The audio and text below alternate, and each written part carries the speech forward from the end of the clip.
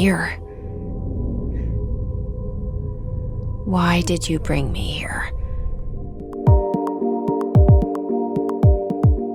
Control is like if Stanley Kubrick was given force powers to play around with in a giant haunted office space. It is an amazingly fun, challenging third-person action game. Control is the most awesome Twilight Zone game we never got. It's Twin Peaks, The Twilight Zone, or Lost, the action game. What if you were stuck in an office, but instead of being very boring, it was very scary and weird?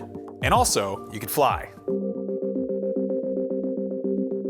Control is Game of the Year because it ties so many different things together in a really interesting way. Like, it's telling a story in a way that only games really can, by feeding you through an environment that's completely full of other stories to find. The way the gameplay interacts with the level design and the art design, all of it comes together to make this single engrossing experience that feels complete, feels whole, and just feels so fun to play.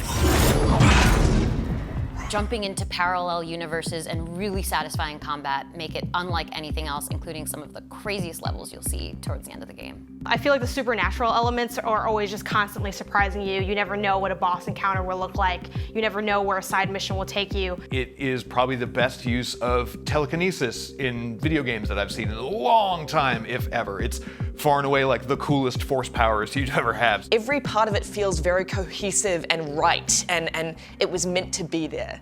Control is just stylish. It's artsy and psychedelic. It's like those scenes in Doctor Strange when all of the cities start collapsing in on each other, but it's like that for like 12 hours. It's so fun to watch and play.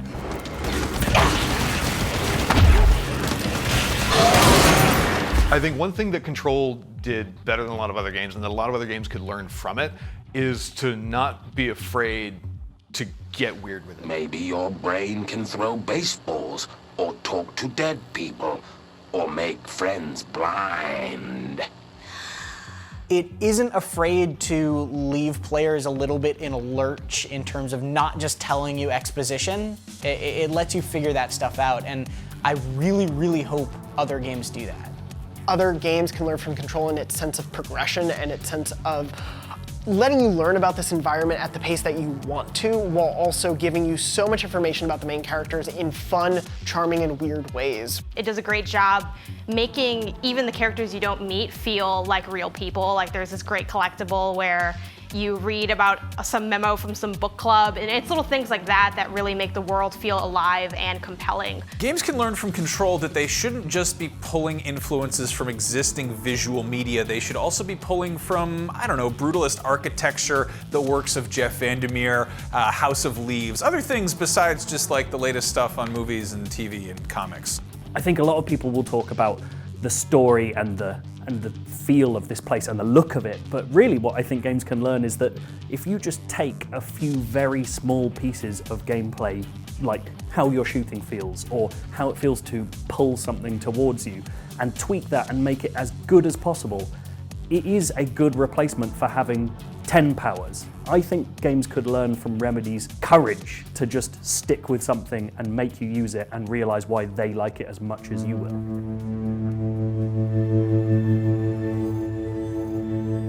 Control is a slow burn game. It gets under your skin and it sits there. And like, I dreamt about it, and I can't say that for a lot of games I've played.